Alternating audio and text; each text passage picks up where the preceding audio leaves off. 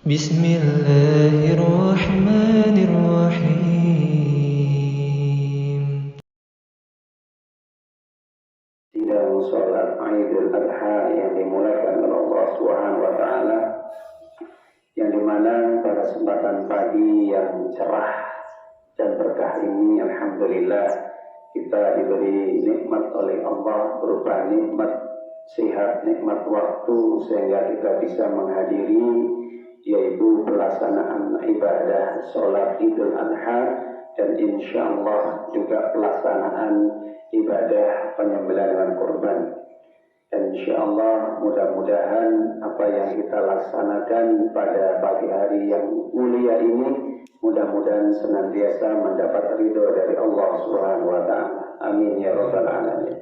Dan kita bersyukur pada Allah Subhanahu wa Ta'ala pada kesempatan pagi yang mulia ini, alhamdulillah Allah masih memberikan nikmat yang paling agung, yaitu nikmat iman dan juga nikmat Islam. Dengan nikmat ini kita bisa senantiasa untuk tetap melaksanakan perintah-perintah Allah dan menjauhi larangannya.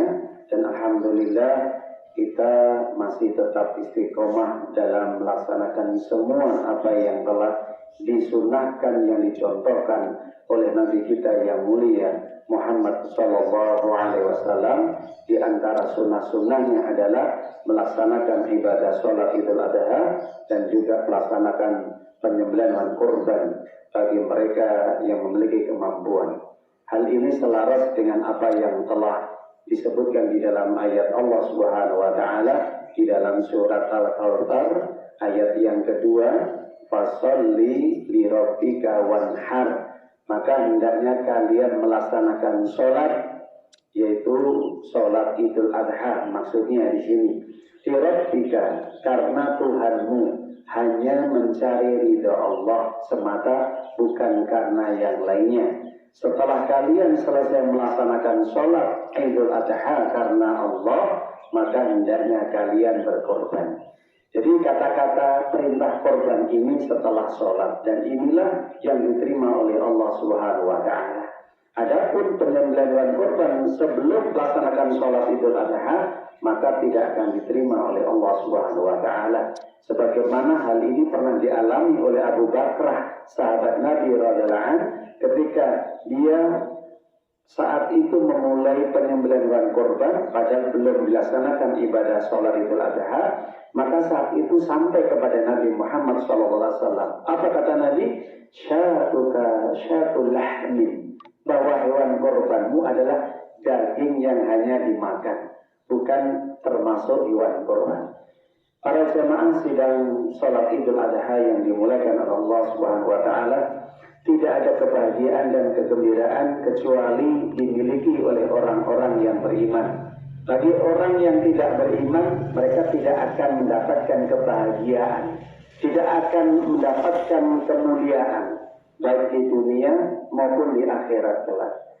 Apa kebahagiaan dan kemuliaan yang dimiliki oleh orang beriman? Yaitu Allah berikan nikmat ketika mereka merasakan hari raya, baik itu hari raya Idul Fitri dan juga hari raya Idul Adha. Bahkan hari raya Idul Adha ini lebih mulia, lebih baik daripada yang lainnya. Kenapa? Karena di situ ada perintah untuk melaksanakan ibadah haji.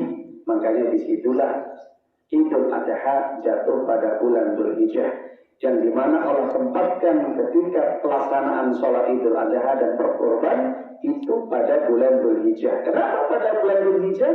Karena di situ bulan bagi orang-orang yang melaksanakan ibadah haji, dan di situ menyempurnakan rukun Islam yang kelima. Makanya dikatakan Dzulhijjah adalah Dzul pemilik, Hijjah adalah bagi orang-orang yang melaksanakan ibadah haji. Allahu Akbar, Allahu Akbar, Allahu Akbar, walillahil hamd. Kali ini kita akan melihat bagaimana kisah yang diabadikan oleh Allah tentang kisah yang luar biasa, yaitu Nabi Ibrahim alaihissalam di saat beliau mendapatkan beberapa perintah dari Allah Subhanahu wa Ta'ala. Maka kisah ini akan kami singkat, tidak kita perpanjang lebar pada khutbah Idul Adha kali ini. Pada dasarnya ketika Allah Subhanahu wa taala memberikan nikmat kepada Nabi Ibrahim alaihissalam berupa nikmat putra yang diharap-harapkan lama menikah tidak mendapatkan putra. Kemudian Nabi Ibrahim berdoa, kemudian doa Nabi Ibrahim kemudian diijabahi oleh Allah. Kemudian Allah memberikan nikmat berupa buah hati yang ditunggu-tunggu oleh yaitu Hajar, Sayyidah Hajar dan juga Nabi Ibrahim alaihissalam. Ketika mendapatkan buah hati yang dimana merupakan betul-betul menjadi kesayangan bagi kedua orang tuanya ini, maka Nabi Ibrahim memberikan nama yang bernama dengan Nabi Ismail alaihissalam. Maka para jamaah sidang Idul Adha yang dimulakan oleh Allah Subhanahu wa taala, ketika di saat-saat ujian dialami oleh Nabi Ibrahim alaihissalam, kemudian Allah menempatkan keduanya di dekat yaitu Ka'bah yang dimana saat itu tanah begitu tandus, kering dan tidak ada penghijauan baik tanaman atau yang lainnya, bahkan air pun sulit. Maka saat itu Hajar dan juga Nabi Ibrahim hanya membawa bekal yang begitu kurang, bahkan kurang cukup. Bahkan suatu hari mereka kehabisan bekal, kehabisan makanan, bahkan minuman. Saat itulah juga perintah Allah turun kepada Nabi Ibrahim alaihissalam untuk berdakwah di luar Mekah. Artinya meninggalkan keluarganya, baik anaknya yang baru lahir dan juga istri yang tercintanya Hajar. Para jemaah yang dimuliakan oleh Allah. Maka saat itulah ketika Nabi Ibrahim mau berangkat meninggalkan keluarganya, maka istri yang tercinta Hajar mengatakan, Allah amaraka bihada, apakah Allah memerintahkan kepadamu wahai suamiku yang tercinta? Maka Nabi Ibrahim dalam dua riwayat mengatakan dia melihat istri anaknya, atau dia tidak melihat, hanya melambaikan tangannya, artinya memberikan penjelasan benar ini adalah perintah Allah. Karena dari situlah Nabi Ibrahim untuk menahan kesedihan agar tidak terlihat sedih, maka beliau tidak melihat istri dan anaknya ketika dia berangkat untuk berdakwah, berangkat untuk memenuhi panggilan Allah atau seruan Allah. Maka Hajar, istri yang tercinta, kemudian mengatakan, "Idza la yudha'una."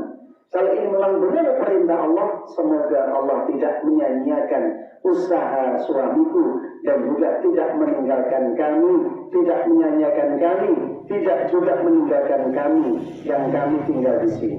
Masya Allah, itulah kesabaran istri yang tercinta dari seorang Nabi yang mulia, juga kekasih Allah yang mulia, Khalilullah Nabi Ibrahim alaihissalam. Ketika sekian lama berdakwah, kemudian kadangkala Nabi Ibrahim kemudian menjenguk istri dan anaknya. Itu kadangkala, tidak setiap hari, tidak setiap bulan, bahkan tahunan. Terus mereka berdakwah di Mesir, kemudian juga di Hijaz, kemudian juga di Syam dan yang lainnya. Maka saat itulah ketika sudah beranjak dewasa, maka Nabi Ibrahim pulang, artinya Nabi Ismail ini sudah menginjak dewasa. Maka saat itulah Nabi Ibrahim alaihissalam kemudian bermimpi. Maka hal ini diabadikan di dalam Al-Quran. Kalau kita membuka di dalam surat As-Saffat, yang dimana Allah abadikan di dalam Al-Quran tersebut, tatkala ketika Nabi Ibrahim alaihissalam ini bermimpi. Ketika bermimpi, apa di dalam mimpinya? Allah Subhanahu wa taala memerintahkan agar menyembelih putranya yang tercinta. Maka hal ini disyaratkan oleh Allah, diabadikan oleh Allah. Falamma balagha ma'sya qala ya bunayya inni ara fil manam anni adbahuka fanzur madza tara. Qala ya abati if'al ma tu'mar satajidni insyaallah minas sabirin. Allahu akbar, Allahu akbar, Allahu akbar walillahil hamd. Diabadikan di dalam surat As-Saffat, yang dimana ketika Nabi Ibrahim alaihissalam mendapatkan mimpi, maka mimpi para nabi ini semuanya hak benar, tidak ada kedustaan. Ru'yatul anbiya fil manam hakun. Maka semua mimpi yang dialami oleh para nabi ini adalah kebenaran dari Allah, bukan karena nafsunya, bukan karena memang itu hanya sekedar kata ini, kata itu, atau mungkin sekedar perasaan, ataupun hanya mungkin was-was saja. Tapi hal ini jelas-jelas ini adalah firman Allah. Ini adalah perintah Allah. Di dalam mimpi tersebut, Nabi Ibrahim mengatakan, sesungguhnya aku diperintah oleh Allah untuk menyembelihmu, wahai putraku yang tercinta, Nabi Ismail alaihissalam. Maka saat itulah Nabi Ismail alaihissalam ketika sudah menginjak dewasa, buah hati yang diidam-idamkan oleh kedua orang tuanya, yang dicintai, yang dikasihi, yang lama diharap-harapkan muncul di muka bumi ini. Maka apa yang terjadi? Setelah dewasa, Allah perintahkan untuk menyembelihnya.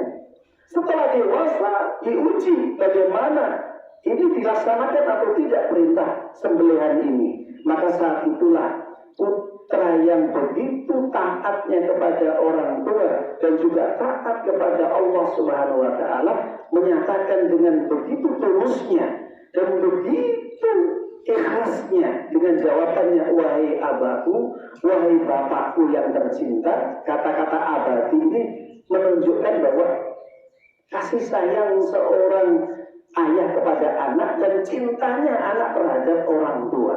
Maka kata-kata ini merupakan bahasa yang tinggi. Para jamaah sidang Idul Adha yang dimulakan oleh Allah. Maka saat itulah Nabi Ibrahim minta pendapat kepada putranya, kira-kira kamu mau nggak ketika ini perintah Allah dijalankan? Maka ini minta pendapat dulu. Tidak langsung disembelih, tidak. Maka ini ketika ada urusan persoalan di dalam keluarga, ini mengajarkan kepada kita sebagai umat Islam, setiap ada masalah dalam keluarga ini, bahwa kita disuruh untuk musyawarah, disuruh kita untuk minta pendapat di setiap keluarga kita, baik istri maupun anak. Maka dari sinilah Nabi Ibrahim mengajarkan kepada kita bagaimana dalam rumah tangga setiap ada masalah ini harus bermusyawarah. Maka di situ Nabi Ibrahim mengatakan, "Fanzur madza tara." Bagaimana pendapatmu, wahai putraku yang tercinta? Maka saat itu Nabi Ibrahim alaihissalam menjawab, "Wahai bapakku yang tercinta, if'al ma tu'mar satajiduni insyaallah minas sabirin." Laksanakan, kerjakan apa yang diperintahkan oleh Allah tanpa harus menunggu nanti. Insya Allah kamu akan mendapati diriku sebagai orang-orang yang sabar. Masya Allah. Allahu Akbar, Allahu Akbar, walillahil hamd.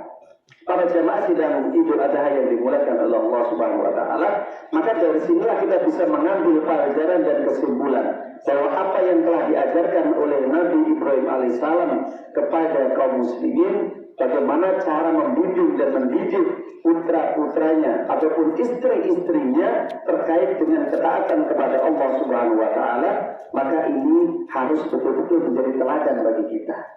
Maka pelajaran yang bisa kita ambil dari kisah Nabi Ibrahim alaihissalam, ketika Nabi Ibrahim alaihissalam ini diperintahkan oleh Allah untuk menyembelih putranya, meskipun saat itu digantikan dengan domba yang besar, dan itu akan menjadi pelajaran dan kisah hikmah yang harus kita petik, bahwa apa yang dilaksanakan oleh Nabi Ibrahim, syariatnya, aturannya, hukumnya ini berlaku terus sepanjang zaman. Saat ini kita kaum muslimin juga dianjurkan untuk menyembelih hewan kurban, karena itu merupakan syariat yang dicontohkan oleh Nabi Ibrahim alaihissalam kepada kita semuanya. Bagi mereka yang diberi kemampuan untuk berkorban, maka berkorbanlah. Bagi mereka yang tidak berkorban, maka jelas kata Nabi SAW, jangan sekali-kali ikut sholat bersama kami.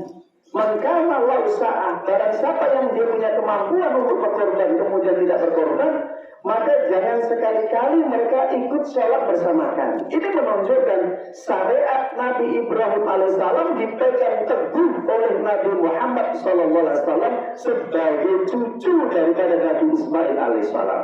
Sedangkan Nabi Ismail adalah putra yang tercinta Khalilullah Nabi Ibrahim alaihissalam. Masya Allah. Jadi apa yang telah dicontohkan, diteladankan oleh Nabi Ibrahim sampai sekarang terkait dengan penyembelihan hewan kurban ini terus berjalan sampai hari kiamat. Allahu Akbar, Allahu Akbar, walillahil hamd. Pendidikan yang kedua, hikmah yang kita ambil, kita petik dari pelajaran kisah Nabi Ibrahim alaihissalam, bagaimana Nabi Ibrahim alaihissalam ini cara mendidik keluarganya. Ketika setiap ada persoalan, baik kecil maupun besar, maka dikedepankan untuk musyawarah, bukan dengan ego, bukan dengan hawa nafsu, tapi dengan peraturan Allah. Maka minta kepada keluarga, bagaimana pendapatmu seandainya ini kita jalankan perintah Allah yang ini berat. Gak main-main, harus mengorbankan nyawa, mengalirkan darah untuk Allah. Namanya berkorban adalah mengalirkan darah. Apa yang dikorbankan yaitu bukan main-main, putranya sendiri.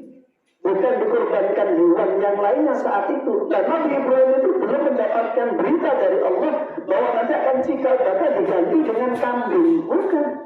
Tapi Allah menguji dari mana kesetiaan Nabi Ibrahim alaihissalam dan putranya kepada Allah. Ini mendidik kepada kita bahwa setiap ada persoalan harus musyawarah. Sebagaimana perintah Allah, wasawwirhum fil amr. Setiap ada masalah di antara kalian harus musyawarah. Supaya apa? Setiap nanti ada masalah ini selalu nanti bisa clear, bisa selesai dengan baik. Tidak ada gontok-gontokan, tidak ada rasa kebencian, tidak ada rasa perselisihan di antara keluarga tadi. Baik anak maupun istri maupun juga termasuk suami. Allahu Akbar, Allahu Akbar, walillahilhamd. Pelajaran yang ketiga, kita dididik oleh Allah agar kita menjadi orang beriman yang betul-betul taat kepada Allah. Buktinya apa? Bagaimana ketaatan Nabi Ibrahim alaihissalam ketika menjalankan perintah untuk menyembelih putra Ismail yang tercinta. Begitu juga putranya siap untuk disembelih apapun keadaannya. Bahkan sampai-sampai Nabi Ismail alaihissalam pesan kepada ayahandanya, wahai ayahku, setelah engkau sembelih, maka berikan pakaian ini kepada ibuku, agar tidak terus berada dalam kesedihan. Dan bersihkan darah yang menetes di pakaian. Jangan sampai ada darah sedikit pun di dalam pakaianku. Masya Allah. Sampai seperti itu. Ini pesan Nabi Ismail, putra yang tersayang, putra yang tercinta, pesan kepada bapaknya. Karena ibunya nggak tega melihat putranya disembelih oleh bapaknya, oleh suaminya, oleh bapaknya Nabi Ismail. Pesannya 3. 1, jangan sampai ada darah sedikit pun yang nempel di pakaianku, sehingga menjadikan kesedihan bagi ibuku yang tercinta. Yang kedua, pesan putra yang tercinta Nabi Ibrahim alaihissalam agar bapaknya betul-betul nanti ketika sebelum disembelih maka hendaknya diikat dengan sekencang-kencangnya dan sekuat-kuatnya. Jangan sampai saya merasakan kesakitan dan meronta-ronta. Ini pelajaran bagi penyembelih, bagi orang-orang yang diberi amanah untuk menyembelih korban, hendaknya memperlakukan hewan korban ini dengan sebaik-baiknya. Bahkan sampai mengikat hewan korban pun harus sekencang-kencangnya, sekuat-kuatnya, jangan sampai lepas, jangan sampai meronta-ronta atau kesakitan nanti. Kemudian yang ketiga, pelajaran yang paling baik adalah, yaitu yang bisa kita ambil adalah apa kata putra Ismail, putra Nabi Ibrahim, Nabi Ismail alaihissalam. Maka Nabi Ismail mengatakan, hendaknya engkau tajamkan pisau sebelum engkau menyembelih diriku, wahai bapakku. Ini merupakan adab dalam menyembelih hewan kurban. Jangan sampai ketika menyembelih hewan kurban ini dengan pisau yang tumpul, pisau yang tidak tajam, akan bisa menyebabkan yaitu binatang tadi meronta-ronta kesakitan karena pisaunya tidak tajam. Seandainya itu pisau tajam, maka itu akan sekali tebas, maka tidak akan merasakan sakit bagi binatang tersebut.